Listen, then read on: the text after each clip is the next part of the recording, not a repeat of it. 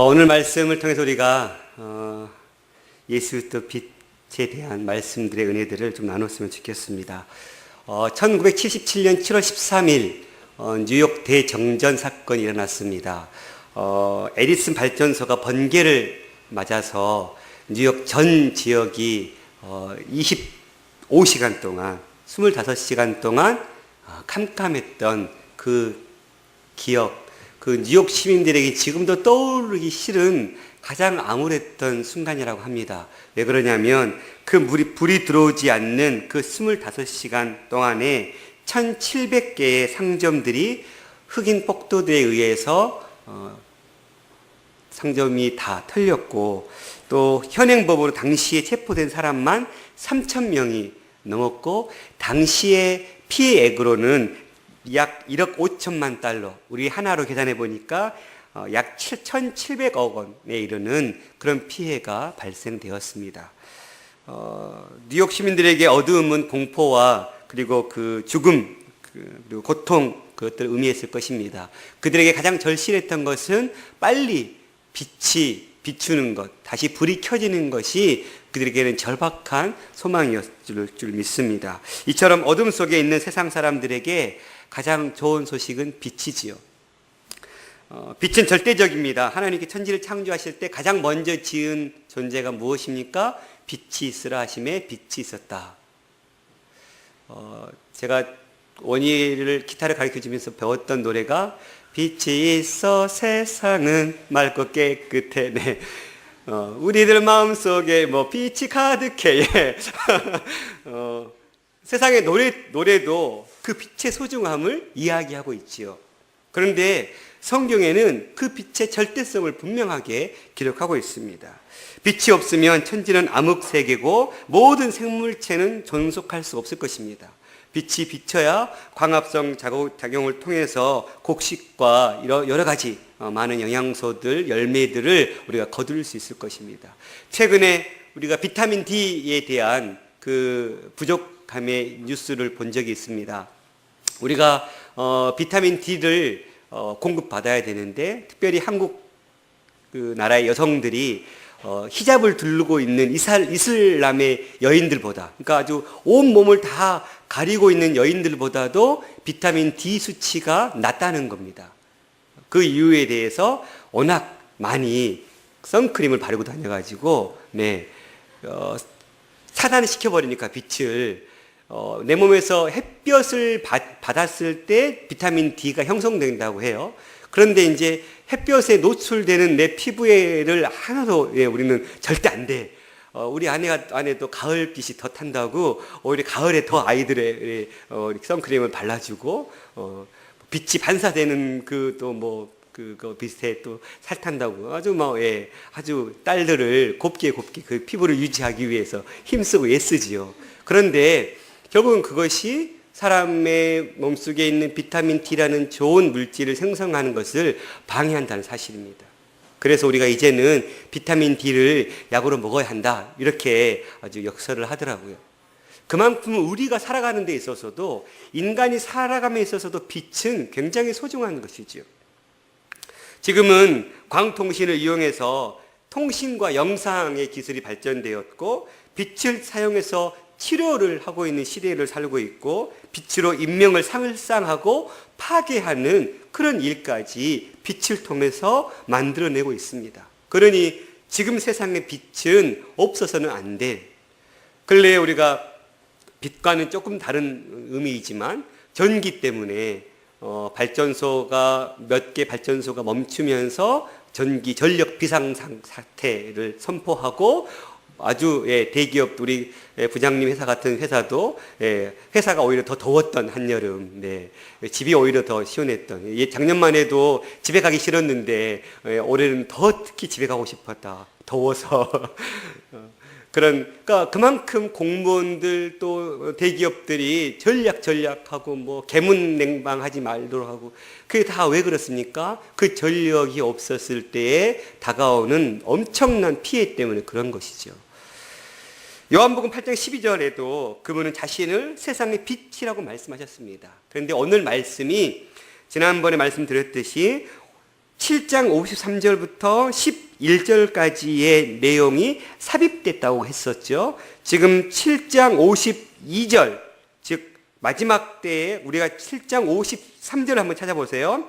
명절 끝날, 곧 큰 날에, 그러니까 지금 우리가 계속해서 지금 어떤 명절을 지내고 있습니까? 초막절 명절을 지내고 있습니다. 초막절은 총 8일간 지내는데 첫날에 성회를 모이고 8일째 되는 끝날에 성회를 모입니다. 지금 이제 명절 끝날이니까 끝나가고 있는 상황 속에서 처음 생명의 물을 통해서 말씀을 해주셨잖아요. 초막절은 두 가지 세리머니가 있습니다. 첫 번째는 실로암 연못가에서 물을 떠다가 성전으로 나르는 매일, 그래서 생명의 물의 상징이 있었고, 또 하나는 명절 첫날에 대성회를 모여서 성전 뜰에 양 테두리에 아주 아름다운 벽화의 그림들이 있고, 그 가운데에 4개의 큰 촛대를 세워놓고 거기에 불을, 저녁이 되면 불을 밝혀서 밤새도록 그 빛 속에서 춤을 추고 하나님을 찬미하는 그런 시간들을 갖고 그 불이 8일째까지 계속 켜두고 있는 것이죠. 그리고 마지막 8일째 되는 성회를 모였을 때에 불을 끄는 행사를 또 하는 것입니다. 지금 주님께서 말씀하시기를 그렇게 빛을 환히 밝혀놓고 성전에 비친 그 빛이 굉장히 밝았다고 그래요. 그 빛이 꺼지는 그 순간 주님은 무엇을 말씀하고 있습니까? 내가 진실로 너에게 말하노니 내가 참 빛이다. 8일 동안 비쳤던 그 빛은 일시적으로 비치는 빛이지만 나의 빛은 영원토록 꺼지지 않는 빛이다 라고 지금 주님은 가르치고 있는 것입니다. 그러니까 주님은 그 상황 속에서 상황을 끄집어 와서 말씀을 전하는 아주 훌륭한 기법들을 잘 쓰시죠. 그러니까 앞에 생명의 물에 대한 비유는 그 실로암 연못의 물을 통해서 자신이 해갈되지 않는 진정한 물임을 가르치셨고, 오늘 본문 말씀으로 점프해 와서 주님은 계속해서 두 번째 가르침을 얘기하는데, 그것은 내가 바로 저 비치고 있는 4개의 금촛대와도 비교할 수 없는 진짜 참 빛이다라고 말씀하고 있다는 사실입니다. 그렇게 주님께서 세상의 빛이라고 위대한 선언을 하는데, 이 빛을 선포할 때에 많은 사람들은 이 빛에 대해서 어떻게 반응하고 있습니까? 특별히 시인 에드윈 아놀드라는 사람이 인도에 가서 불경을 연구한 다음에 마지막 그 아세아의 빛이라는 그런 그 시를 썼대요. 그는 석가모니를 연구하면서 그가 아시아의 빛이라고 깨달은 것이죠. 그런데 그가 몇 년 후에 성경을 연구하고 난 이후에 어떤 시를 썼냐면 세상의 빛이라는 시를 썼습니다. 석가모니는 아시아의 빛에 불과했지만 예수 그리스도는 세상의 빛이라는 것을 증거해 놓은 것이죠. 예수님은 사람의 몸을 입고 세상에 오셔서 모든 사람들에게 보라, 내가 세상의 빛이다 라고 선언하신 것입니다. 얼마 동안 오랫동안 인류가 사모했던 음성이었는지 모릅니다. 영원히 꺼지지 않는 그 빛. 이 위대하고 장엄한 주제를 가지고 계시는 이유는 그 자신이 홀로 하나님이시고 그 하나님의 영광이 그 자신에게 충만하게 흐르고 있었기 때문에 이러한 선언을 할 수 있었다는 사실입니다. 오늘날 많은 이단 교주들이 내가 예수 그리스도다, 내가 실패한 예수 그리스도를 대신해서 온 그리스도다 주장하는 것은 어불성설입니다. 있을 수 없는 거죠. 왜요? 그들은 하나님이 아니고 하나님의 그 거룩한 속성이, 그 영광이 그들 가운데 있지 않기 때문에 그렇습니다. 예수 그리스도께서 내가 세상의 빛이다라고 선언할 수 있었던 이유는 그가 하나님이셨고 그 하나님의 영광이 그 가운데 있었기 때문에 그렇습니다. 이렇게 세상의 빛이라고 선언한 주님의 음성은 요한복음 1장의 명제를 다시금 생각하게 하지요. 말씀이 육신이 되어 우리 가운데 거하심에 우리가 그의 영광을 보니 독생자의 영광이요 은혜와 진리가 충만하더라. 마치 사람들은 세상의 빛이라고 주장하는 이 예수님을 그러나 듣지 못하고 거부했습니다. 그 말을 믿으려 하지도 않았고 받아들이지도 않았습니다. 바리새인들은, 그들의 동조 세력들은 세상의 빛이라고 말씀하시는 예수님의 그 말씀에 오늘 본문에 보면 집요하게 따지고 있는 것을 알 수 있지요. 성경에 대한, 그런데 이렇게 바리새인들이 예수님께 질문하는 이 질문들을 나중에 살펴보겠지만 어떤 면에 있어서는 합당한 질문이라고 생각할 수 있습니다. 왜요? 그들은 예수님께 네가 세상에 비치면 다른 사람들이 그걸 증거해야지 왜 네가 네 입으로 네가 비침을 얘기하느냐라고 물었지요. 만약에 사람이 어떠한 그 증명하기 위해서 다른 사람이 아닌 나는 그래 라고 증명할 때 우리는 그것에 대해서 잘 신뢰하지 못하지요. 그것을 본인 자신이 아니고 다른 사람이 증명해 줄 때 그렇구나 라고 동조하기가 쉽습니다. 그런데 지금 바리새인들이 듣기에는 예수님께서 빛이라고 얘기하는 그 증언은 지금 본인 스스로 하기 때문에 어찌 네가 네 입으로 네가 빛이라고 지금 증거하고 있느냐라고 따지고 있는 것이죠. 성경에 대한 우리의 자세도 그렇습니다. 성경이 정말로 하나님의 말씀이라고 증명하지 않는 한 나는 성경을 읽을 수 없다라고 말하는 사람들이 있죠. 그런데 곰곰이 생각해 보십시오. 성경이 진짜 하나님의 말씀이라고 증언해주고 있는, 증인해주고 있는 그 어떤 무언가가 있다면 그것이 인정되는 그 순간 그것은 성경보다도 훨씬 더 많은 권위를 갖게 될 것입니다. 그렇죠? 이 세상에 하나님과 또 하나님께서 말씀하신 이 성경에 대해서 어떤 것도 대신해서 증거할 수 있는 것이 없습니다. 그런데 사람들은 너무나도 하나님을 증명해달라고, 하나님은 보여주라고, 또 성경이 정말 하나님의 말씀인지 나에게 증명해내라라고 얘기하죠. 그러나 성경은 성경 외에는 증명할 수 있는 것이 없습니다. 앞에도 말씀드렸듯이 그 성경이 성경이라고 증명하는 것이 나타나는 순간 그것이 오히려 더 성경보다도 뛰어난 권위를 갖게 된다는 사실입니다. 성경은 뚜껑을 열고 읽을 때 비로소 깨닫게 되는 것이죠. 성경 속에 담겨져 있는 진리를 하나하나 읽어나가고 접하다 보면 성령께서 그 말씀을 깨닫게 하시는 은혜를 부어주시고 그 말씀이 어떤 의미인지 깨닫게 되는 역사가 나타나는 것이지, 내가 이해되면 너희들이 무언가 그것이 성경이 정말 하나님의 말씀이라고 증명해주면 내가 읽어볼게, 이것은 먼저 접하는 자세가 틀렸다는 사실입니다. 바리새인과 그 추종자들은 예수님을 제정신을 갖고 있는 사람으로 취급하지 않은 것 같습니다. 그래서 그들은 예수님께 아주 모욕적인 질문을 합니다. 예수님께서 내 아버지께서 계신다, 내 아버지가 나와 함께 계신다, 또 내 아버지가 말씀하라고 해서 나는 말씀한다, 이렇게 얘기하자 그들은 모욕적으로 네 아버지가 도대체 누구냐, 또 거기서 더 나아가서 도대체 너는 누구냐라고 해서 물었던 것입니다. 우리는 예수님에 대한 바리새인들의 이 힐난하는 태도를 보면서 빛이 어둠에 빛이 돼 어둠이 깨닫지 못하더라라는 이 요한복음 1장 5절의 말씀을 떠올릴 수 있습니다. 이것은 오늘날에도 마찬가지입니다.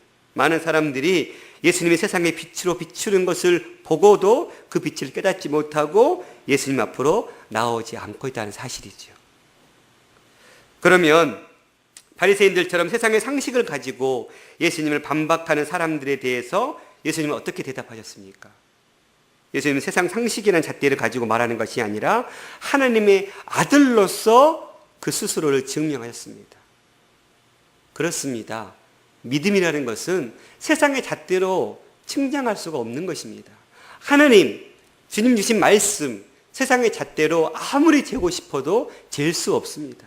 그것은 믿음으로 바라볼 때 주어지는 것이고 깨달아지는 것이지, 세상이 어떤 원리와 과학적인 증거를 갖다 접목시킨다 해도 그것은 어떤 것도 증명해낼 수가 없다는 사실입니다.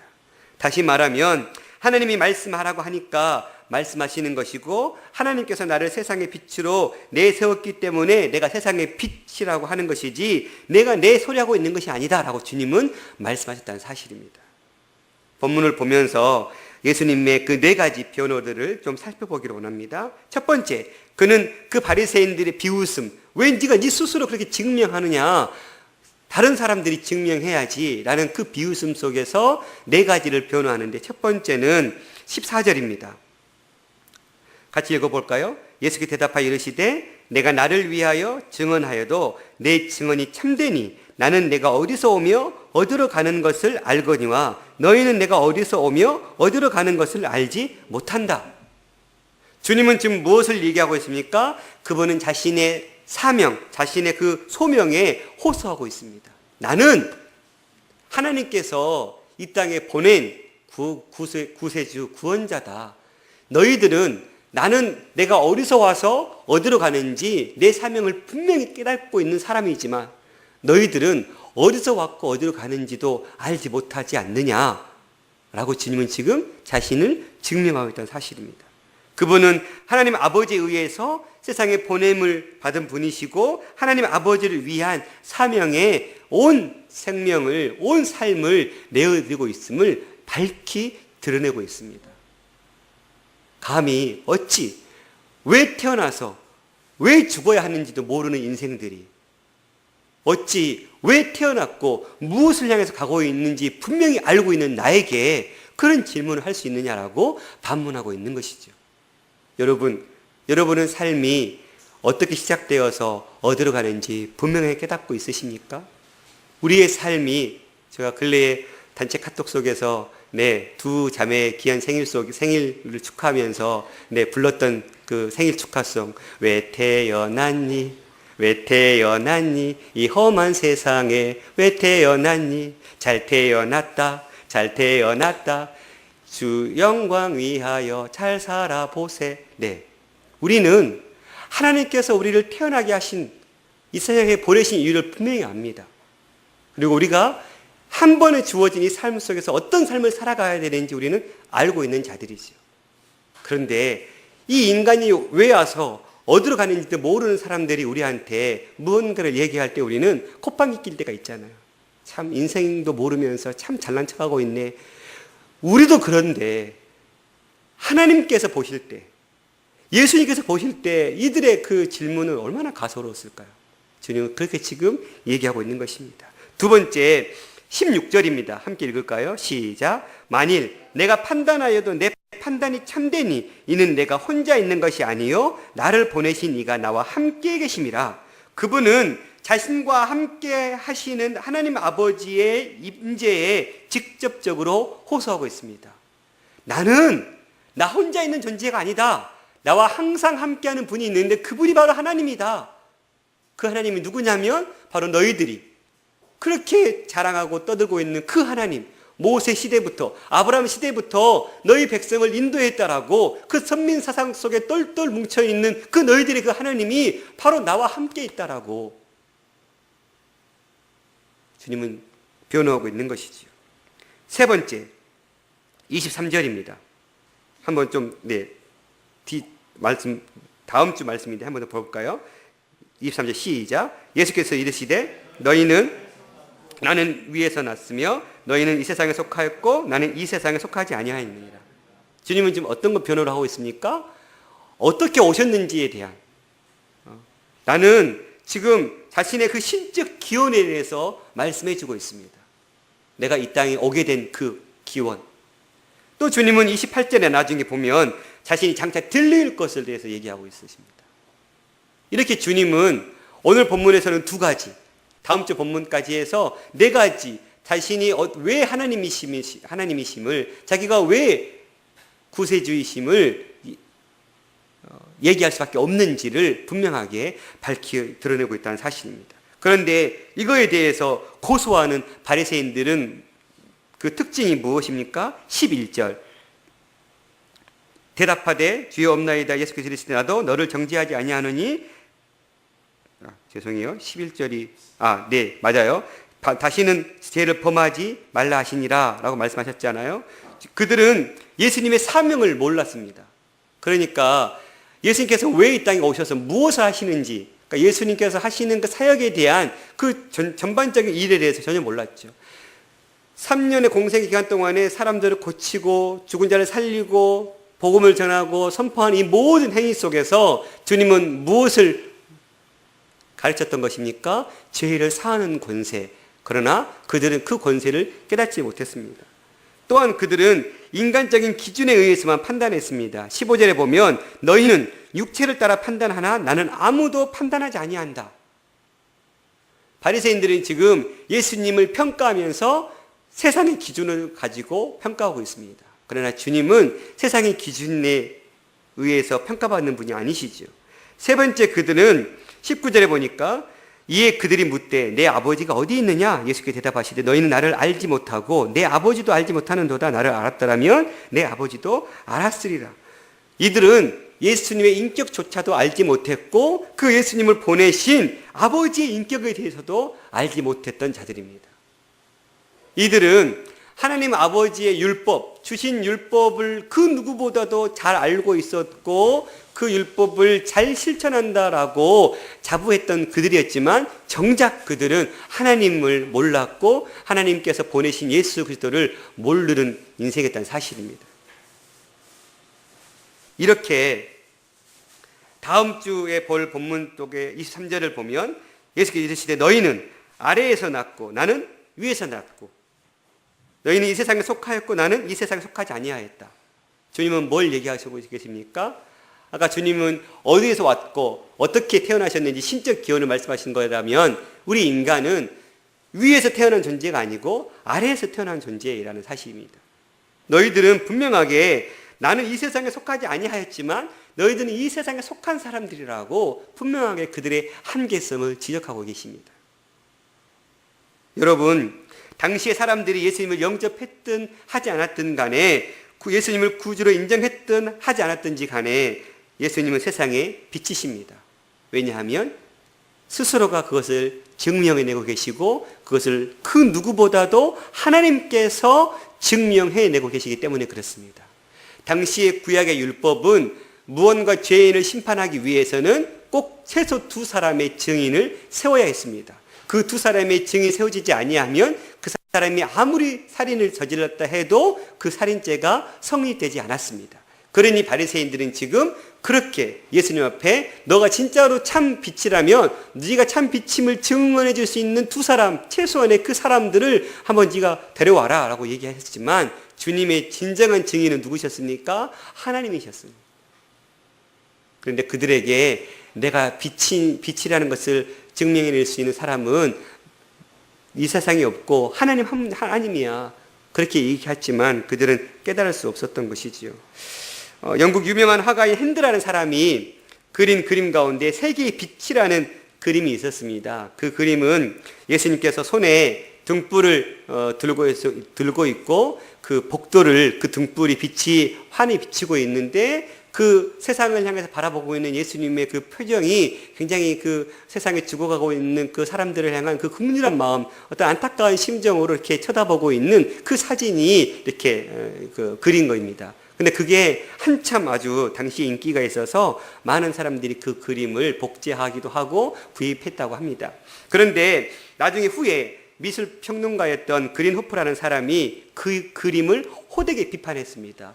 요는 어찌 빛이 등불에서 나올 수 있느냐.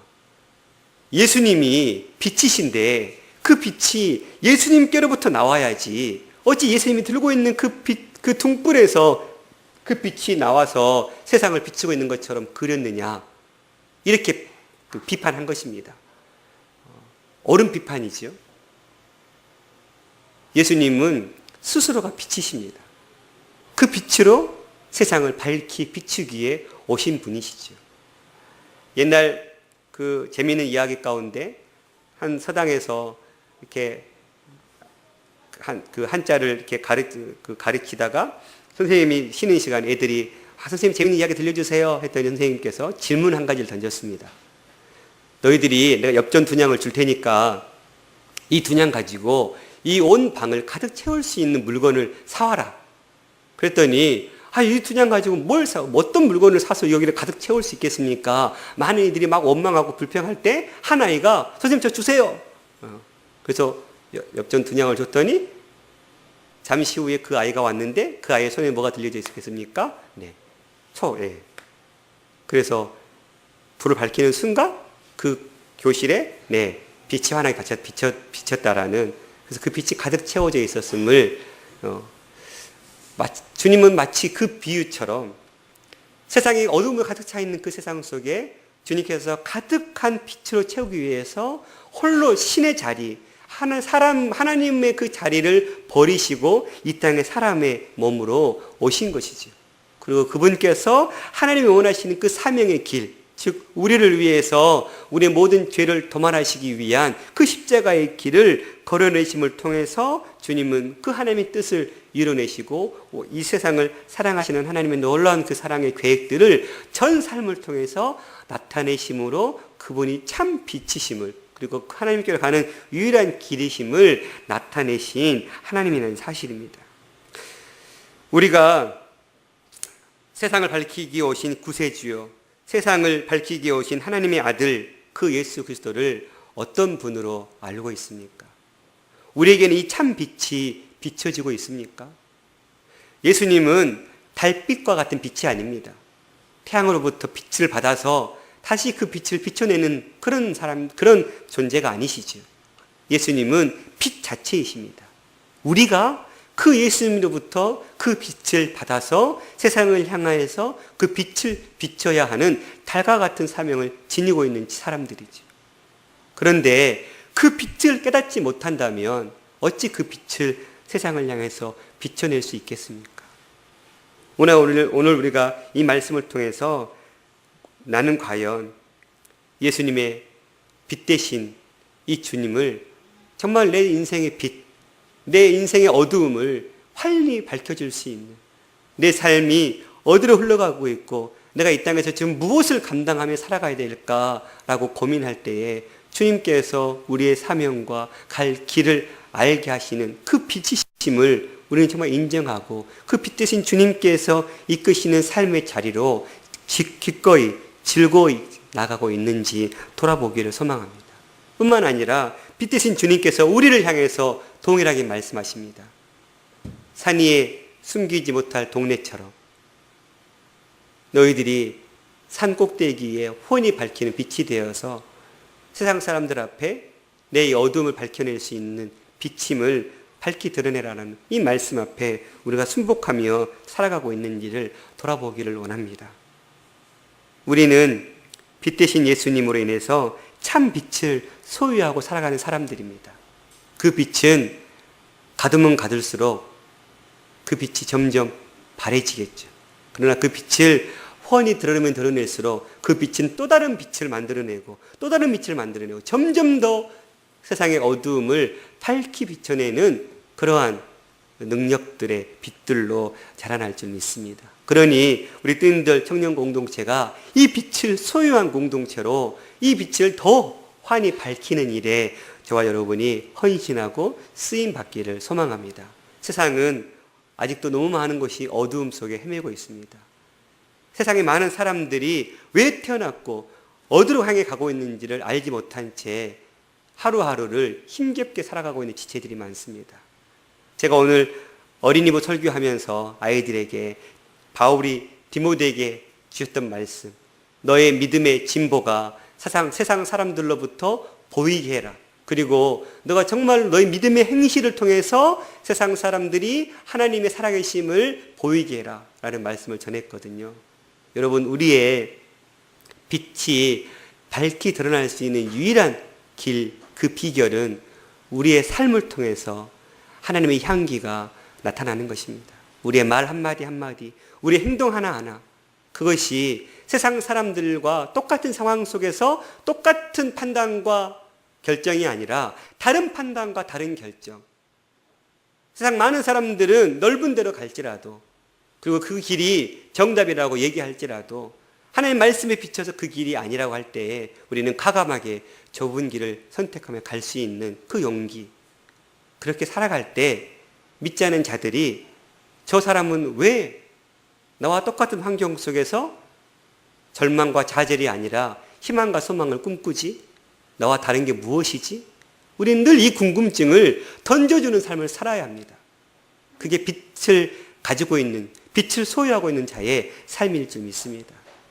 여러분은 여러분의 주변 친구들, 여러분의 부모님, 여러분 믿지 않은 지체들에게 그 소망, 그 궁금증을 던져주고 있으십니까? 제가 왜 저럴까? 제가 왜 저러지? 제가 저렇게 웃을 수 있는 이유는 뭘까? 지금 뭐 때문에 저렇게 행복해하지? 도대체 행복할 수 있는 상황이 아닌데? 미쳤거나 아니면 뭔가 진리가 있거나. 예수님은 당시에 둘 중에 하나였어요. 제가 지난번에 한번 설교 중에 얘기한 것 같아요. 예수님을 우리는 평가할 때 미친 사람 아니면 진리, 중간 지대는 없어요. 예수님이 하신 모든 말씀, 하시던 모든 행동이 정말 미쳐서 했던 것이나 아니면 그분은 하나님의 아들이고 하나님이십니다. 우리도 마찬가지예요. 우리의 삶을 통해서 저는 예수님이 미쳤다고 최소한의 말을 듣든지 아니면 우리를 통해서 나도 저렇게 삶의 그런 어렵고 힘든 상황 속에서 웃을 수 있는 그 진리를 좀 맛보고 싶다. 너가 갖고 있는 그 진리 나에게 좀 나눠달라. 라는 이 주변의 사람들이 나를 통해서 예수의 빛을 보게 하는 일에 쓰임받는 인생이 될 수 있기를 간절히 바라겠습니다.